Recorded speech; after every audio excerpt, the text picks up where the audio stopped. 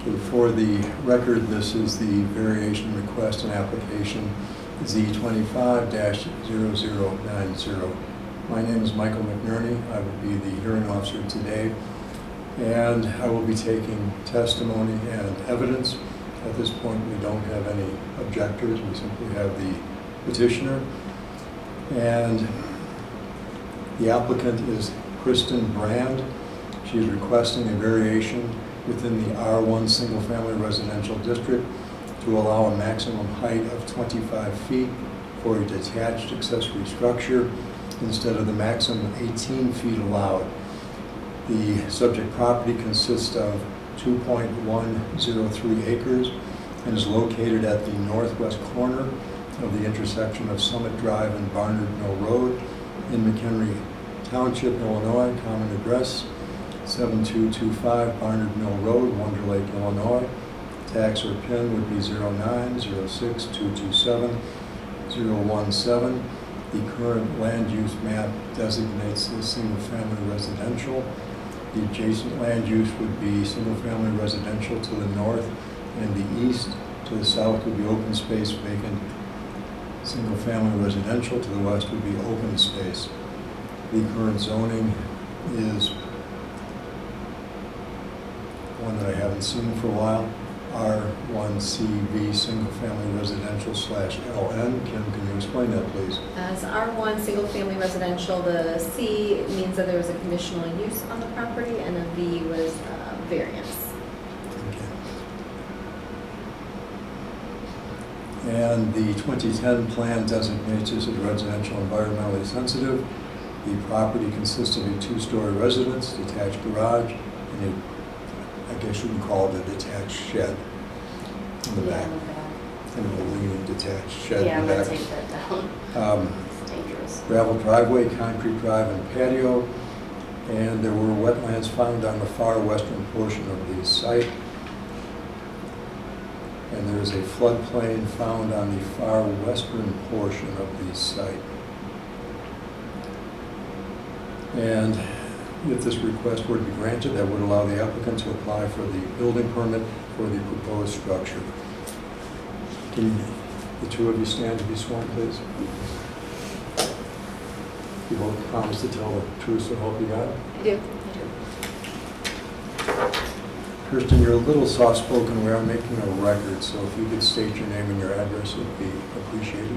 Kristen Brand, 7303 Barnard Mill Road, Wonder Lake, Illinois. And are you the owner of the property? Yes. And how long have you lived there? A year. And what do you do for a living? I'm a veterinarian. And what are you hoping to do? Give my kids some space. And how many kids do you have? 2. Okay. How old might they be? 14 and 9. And you're proposing to build the structure so that you can have a place for them to play indoors, is that correct? Yeah, indoor soccer. And can you explain that, please? They're in a club, but they can, like in the winter, they can only go for an hour once a week, because I don't know, they can't get any more time anywhere else, I guess. So I saved up enough money to make this a little bit more fun for them in the winter and the summer. Do you have any affiliation with any soccer club or group other than the one that your children are members of? They're just members of it, but I'm not affiliated with it. What will be the surface on the inside? Turf. How will you maintain that? Will it be astroturf or grass? AstroTurf.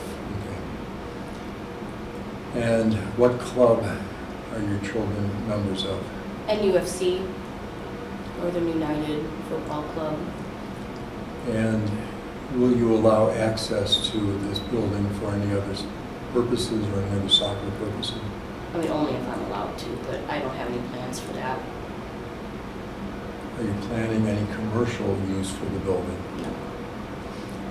Kim, if this building were kept to the current height restriction, would there be any concerns whatsoever about your application? If it was kept to the 18 feet? The 18 feet? No, the setbacks are all met, all other zoning regulations would be met.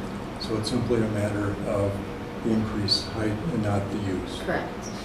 So there'd be no conditions really necessary on this? Correct.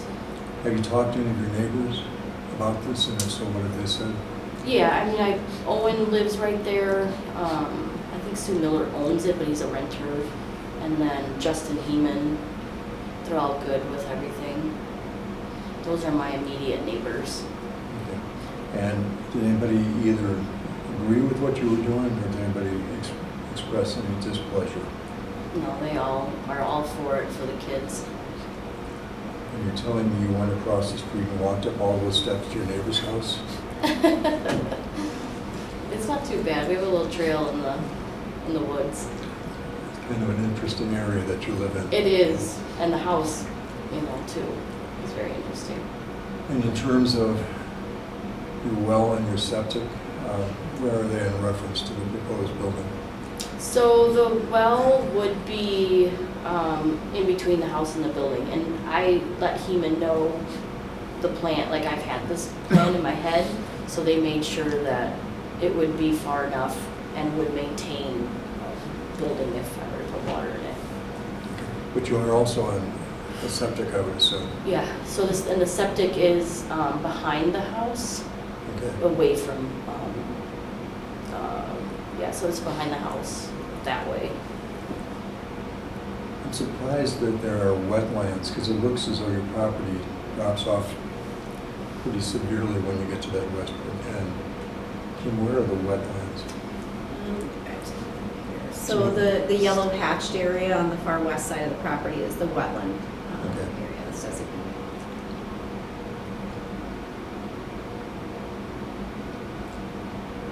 And the fact that she has 2 acres, but she is zoned the R1, is she allowed to have any animals on the property? Just the 6 chickens, bees, the things that any other residential property would be allowed, being that she's under 5 acres. Okay, but you couldn't have horses. Not in the residential district, no. You mentioned that you were in a residential area in part in a subdivision, but it appears that part is not. Can you explain that? Yeah, I mean, we don't have lake rights or anything that is involved with, like past Summit Drive. So, I mean, we're a county, not part of the village. So you're not part of any association? Uh-uh. Okay. We do have to go through the standards. I put that sheet in front of you. And isn't it true that the particular surrounding shape or topographical condition of the specific property involved would result in a particular hardship upon you, the owner, as distinguished from a mere inconvenience if the strict letter of the regulations were carried out? Isn't that true? Listen to the question. Isn't it true? It's true. Good answer. And It's a lot of work. is it also true that the conditions upon which the application for a variation are based are unique to the property for which the variation is sought and are not generally applicable to other property within the same zoning district? Isn't that true? True. And it's obviously true that the purpose of the variation is not based exclusively upon a desire to increase the monetary gain realized from the property. Isn't that true? True.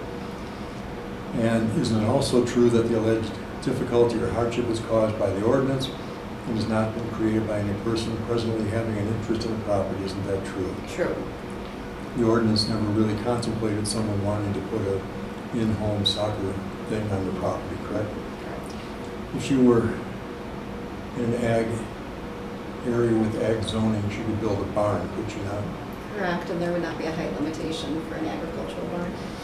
And isn't it true that the granting of variation will not be detrimental to public welfare or injurious to other property or improvements in the neighborhood in which the property is located? Isn't that true? True. And isn't it also true that the proposed variation will not impair an adequate supply of light and air to adjacent property or substantially increase the congestion of the public streets or increase the danger of fire or endanger the public safety or substantially diminish or impair property values within the adjacent neighborhood? Isn't that true? True. You appear to have 2 driveways on the property, one concrete and one gravel. The one that runs east to west, is that the gravel driveway or the concrete? You're testing my east to west and north to south. Comes off of 100 The Mill. one that comes up is gravel. And what will happen to that when you do this building? I think it'll stay. Okay. And is it also true that the granting of the variation requested will not confer on you, the applicant, any special privilege that is denied by this ordinance to other land or structure of the same zoning district? Isn't that true? True. If some other neighbor wanted to build a similar structure for a similar purchase, and they had the same type of property and plan that you had, would you be agreeable to the request, or would you be against it? Agreeable. Kim, do you have anything that you wish to add? I do, because I just noticed there was an error in my staff report, so just for the record, where you indicated that the property was zoned R1 CV, that was left over from a previous report. It is actually just R1, single-family residential. There is no conditional use or variance on the property. Okay. I apologize for that. But otherwise, I have no objections to the request. Yeah, I was going to be curious about the conditional use. I would also note that you did an excellent job of posting the sign, and it's still standing after this storm. I know.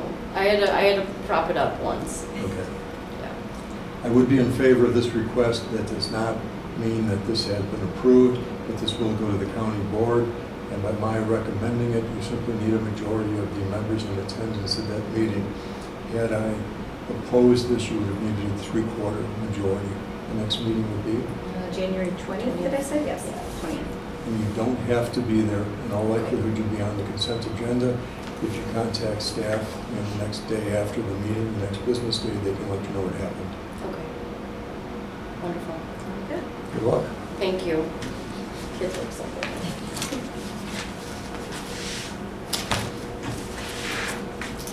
All right, you guys stay safe. It's supposed to get bad